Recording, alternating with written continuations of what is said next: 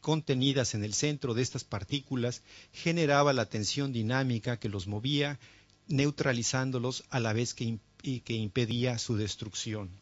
Hacia estos núcleos dirigió el esferiado, esto es, la inercia o materia elemental, impulsada por la psiquio, fuerza o alma universal, de cuyas evoluciones de radiación o irradiación resultó la vida. Por último, cito, para completar y perfeccionar sobre la tierra sus obras sobre la naturaleza, creó al hombre como un ser providencial de un orden superior a la naturaleza misma. Termina la cita. Para Adorno, el hombre constituye un fin en sí mismo, su cuerpo es exclusivamente un medio, un mero recubrimiento físico regido por leyes biológicas, su alma inmortal y providencial es quien posee un fin. Por ser extensión divina, el hombre tiene un instinto espiritual que hace intrínsecos los sentimientos de moralidad, sociabilidad, religiosidad y perfectibilidad. Pero las pasiones, naturales o facticias, son los resortes de la conducta humana.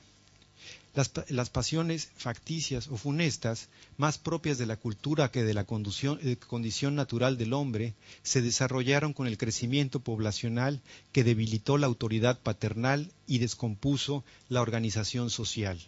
La fractura, según Adorno, de los vínculos familiares propició la competencia, el abuso y el predominio de los más fuertes y astutos, dando lugar a esa lucha de todos contra todos que es la barbarie.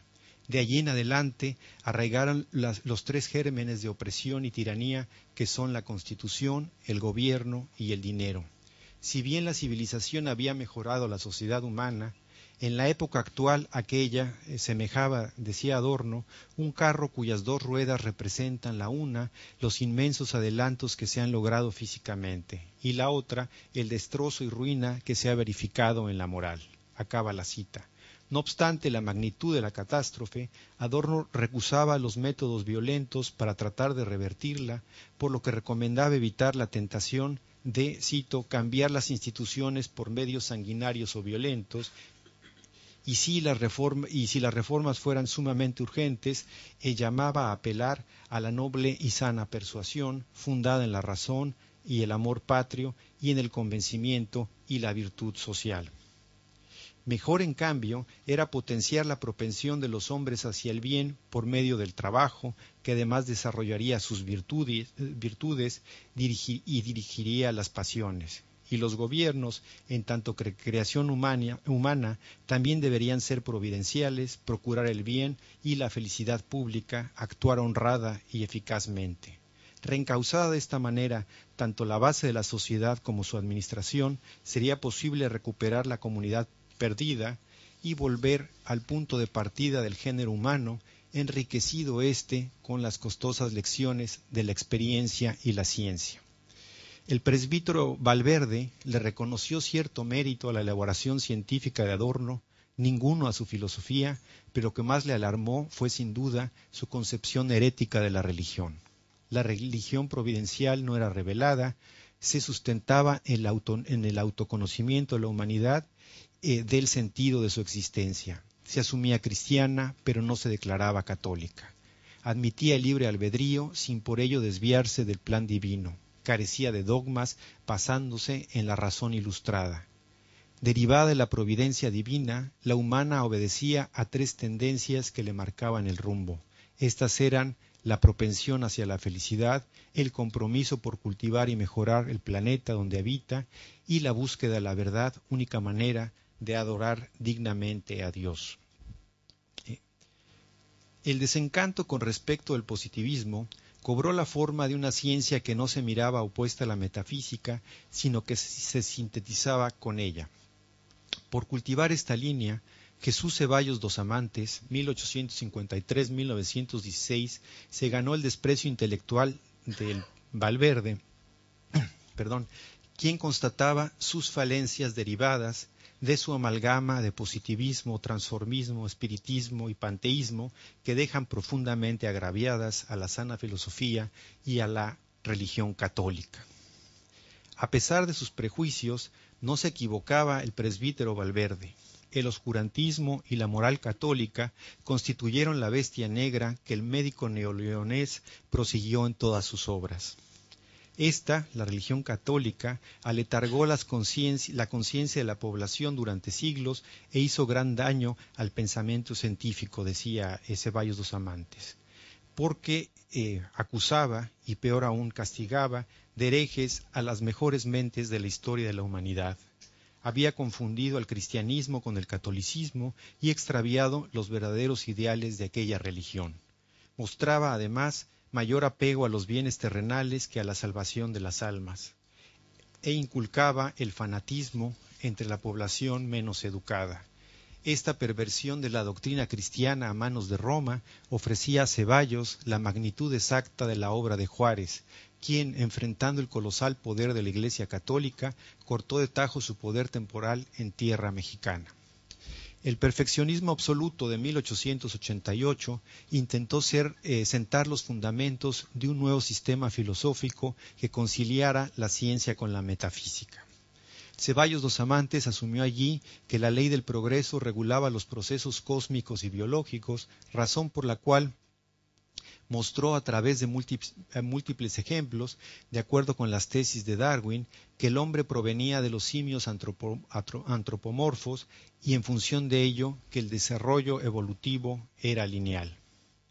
Dentro de la escala ascendente del progreso también ocupaban un lugar el desarrollo de la moral, que no era otra cosa sino el control de las pasiones. En esta lógica, el hombre primitivo no podía contenerlas, adoptando un comportamiento semejante al de las bestias. El civilizado trataba cuando menos de acotarlas, así fuera por temor, por haber introyectado una noción del bien o como consecuencia de la presión ejercida por la superstición y la religión dentro de su conciencia, haciéndolo pensar erróneamente en el castigo divino. La propuesta filosófica dosamanteana aparece in extenso en Ciencia y Religión del Porvenir de 1897, donde el médico regiomontano esbozó las líneas generales a las cuales habría de ceñirse la ciencia sintética, filosofía que, como la positivista, trató de reunir a la ciencia con la filosofía, pero a diferencia de ésta, quiso ocuparse también del orden trascendental, terreno de la metafísica, de forma tal que la dicotomía entre ellas quedara superada para siempre.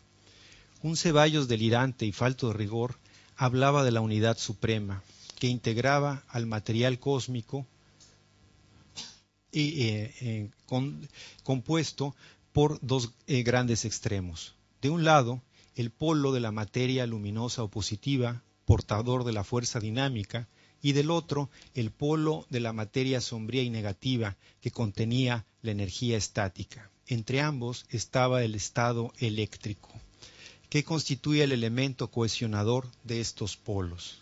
Esta polaridad, que rememora la concepción acerca del magnetismo proveniente de la Ilustración tardía y que asimilaron los románticos al caracterizar el magnetismo animal, se manifiesta en todos los renglones del orden cósmico y entre muchos ejemplos asocia al hombre con la carga positiva o dinámica y a la mujer con el opuesto negativo o estático.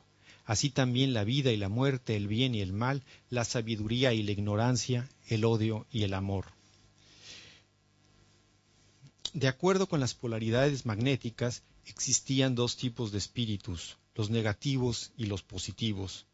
Los primeros, hijos tenebrosos de la muerte, eran responsables tanto de los abusos como del retroceso de la sociedad en todos sus aspectos.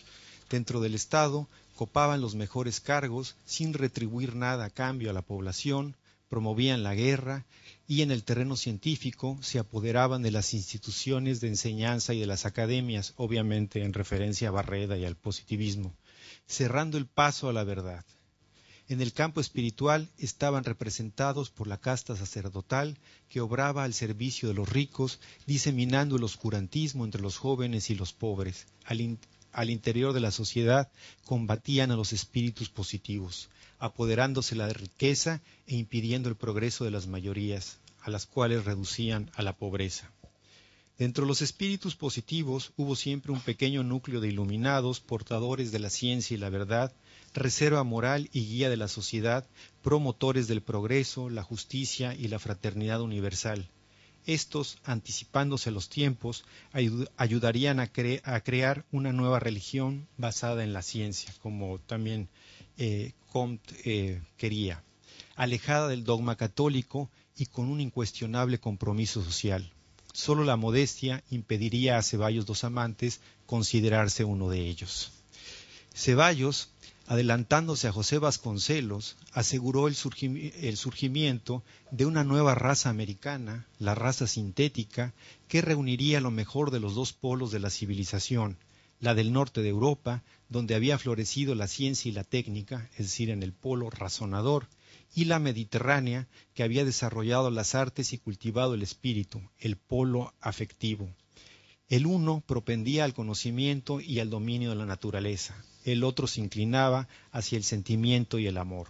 En América, el polo razonador arraigó en los Estados Unidos y el afectivo lo hizo en el subcontinente latinoamericano, en ambos casos mediante la inmigración. México establecería el vínculo entre los dos, desempeñando en la historia la función del estado eléctrico activador de ambos polos. La decadencia que por entonces conducía a Europa en camino de la guerra y la anarquía, y la cual era consecuencia natural del desarrollo de todos los pueblos, como escribiría Spengler en la decadencia de Occidente, haría posible que América emergiera como el crisol civilizatorio del futuro. Aunque para Dos Amantes la historia era el producto de una larga evolución cósmica, ocasionalmente la historia aceleraba su curso, provocando convulsiones y agregaciones nuevas de actividades psíquicas detonadoras del cambio. Desde su perspectiva, México vivía una coyuntura histórica, estamos poco antes de la Revolución Mexicana, histórica en la cual su futuro y el de la humanidad entera estaban en juego. Había que evitar por todos los medios que los espíritus negativos continuaran dominando el país e impidiendo transitoriamente el flujo inevitable del progreso. En este extremo estaba la Iglesia Católica, la administración porfiriana, las clases acomodadas y los intelectuales guiados por la inercia del polo estático. El otro, de contornos bastante etéreos, lo formaban quienes estaban en favor del cambio, la armonía social y la mejor distribución de la riqueza, la sabiduría y los goces, e iluminados como él, como Ceballos dos Amantes, quienes con el auxilio de la herramienta sociológica habían descifrado las claves del perfeccionamiento humano. Ninguna de estas filosofías logró conformar una escuela o siquiera fue tomada en sus propios términos por la siguiente generación que colmaría con el vitalismo bergsoniano los vacíos dejados por el cientificismo positivista.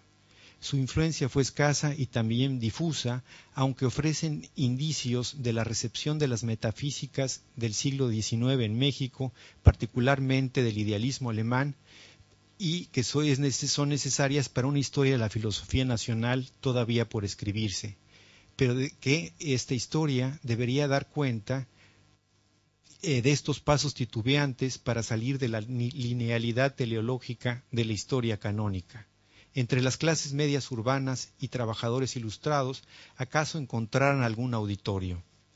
Ganándole algunos adeptos al positivismo fuera de la academia universitaria, además de conformar espacios de discusión alternativos a las sociabilidades oficiales. Sin duda, estas filosofías incomodaron a la institución católica, todavía afectada por la pérdida del monopolio de las almas mexicanas, la expansión de otros credos religiosos y la secularización, aunque sobre todo contribuyeron a socavar los fundamentos ideológicos de un régimen, el porfiriano, que entraba en su frase terminal al mostrar los saldos sociales y espirituales de un progreso sin equidad, un orden sin justicia y una democracia sin ciudadanía. Gracias.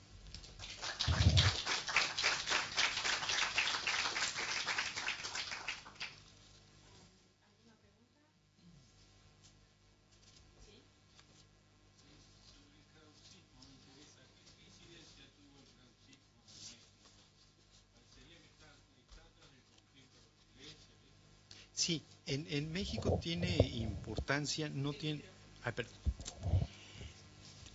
no tiene la importancia que tiene, por ejemplo, en España con la obra de Sanz del Río, pero sin embargo en México es, digamos, acogido por un segmento de la intelectualidad que estaba en contra del positivismo oficial.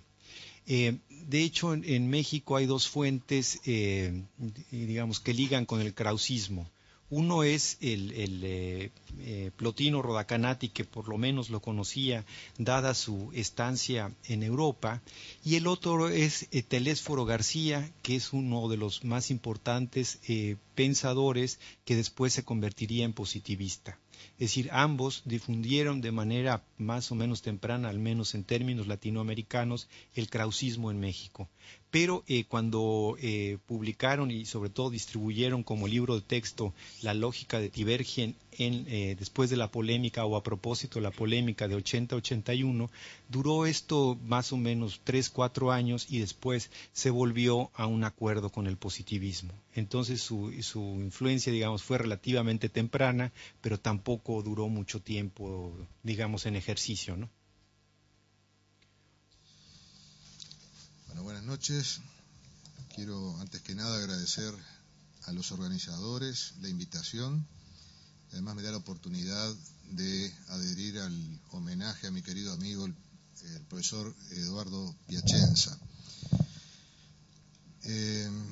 Bueno, la idea mía era presentar alguna reflexión en torno a la relación que podríamos hacer, digamos, retrospectivamente, entre lo que es el programa de teoría de la argumentación jurídica y la reflexión de Bas Ferreira, básicamente en torno a la lógica viva de Bas Ferreira.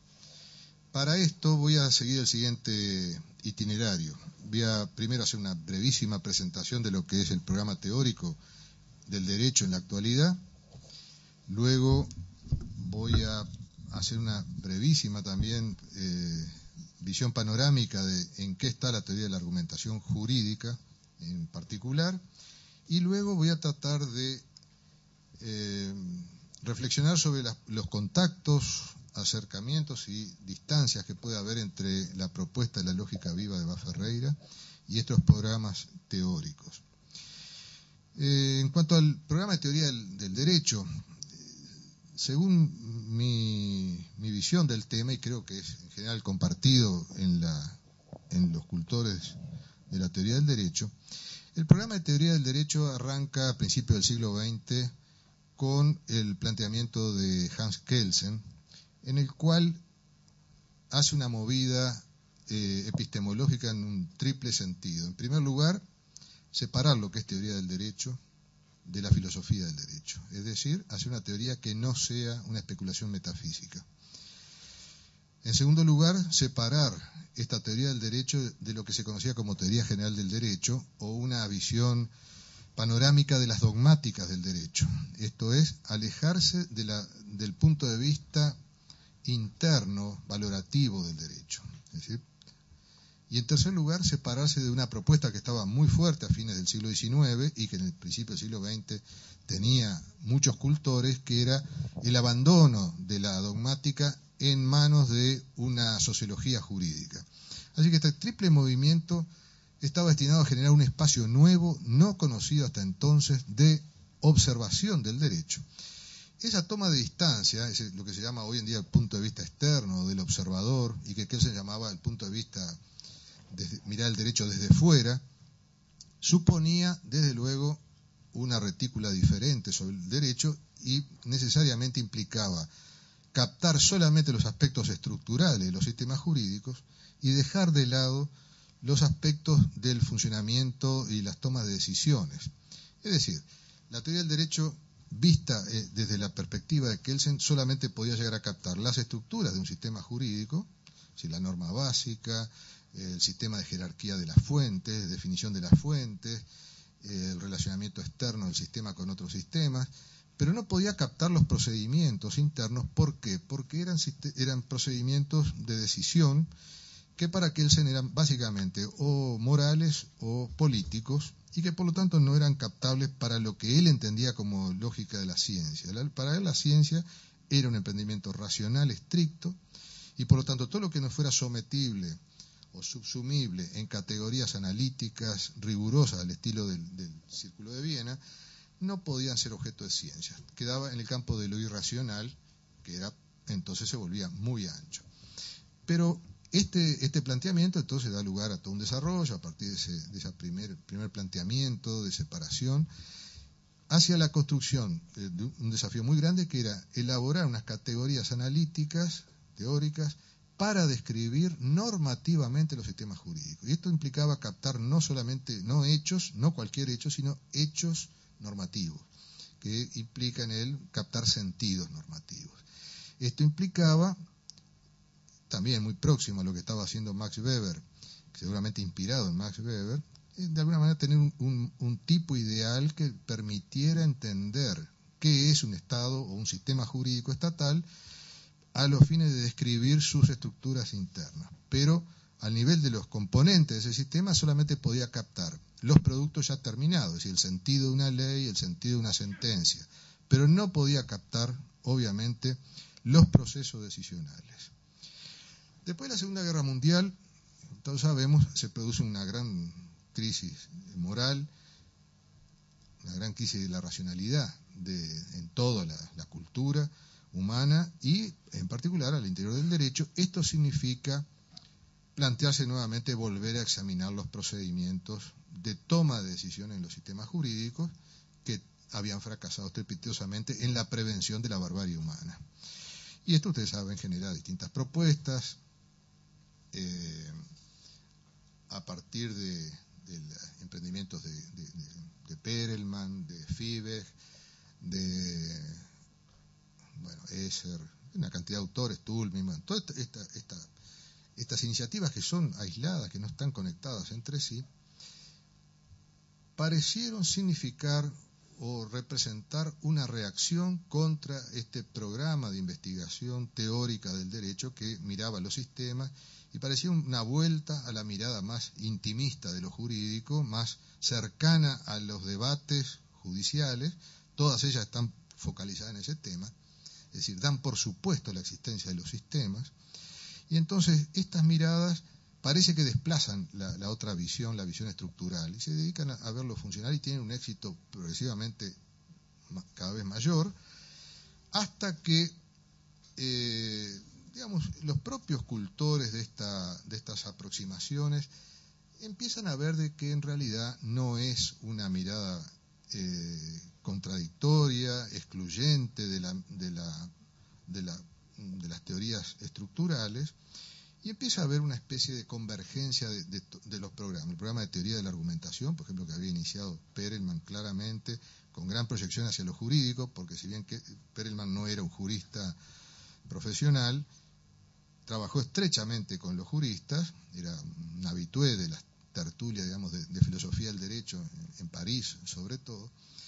Y todo este programa, digamos, fue confluyendo a que se empezaran a mirar como posibles visiones complementarias. En el devenir de las discusiones, las elaboraciones teóricas, llegamos a un punto en el cual de la visión confrontativa de las teorías dialécticas y las teorías estructurales se llega a una visión integrada, donde aparecen las nuevas teorías de la argumentación jurídica, estoy hablando, a manos de autores como Alexis, Aulis Arnio, Neil McCormick. Bueno, todos van también confluyendo en una visión donde la teoría de la argumentación jurídica es vista como una teoría particular de la argumentación en contextos institucionales jurídicos. Y aquí aparece la conexión clara con lo estructural. Es decir, la conclusión es que estos fenómenos, los fenómenos de la argumentación jurídica, solamente se pueden entender en el contexto institucional y en el contexto institucional jurídico. Y esto las tiene que diferenciar necesariamente de argumentaciones no sometidas a los condicionamientos institucionales, como pueden ser argumentaciones académicas o argumentaciones morales, en fin, académicas están también contextualizadas institucionalmente, pero no están sometidas a los condicionamientos institucionales de los órganos que ejercen el poder político, que están exigidos de tomar decisiones. Y esto marca una cuestión bastante específica y diferenciante de la teoría de la argumentación jurídica.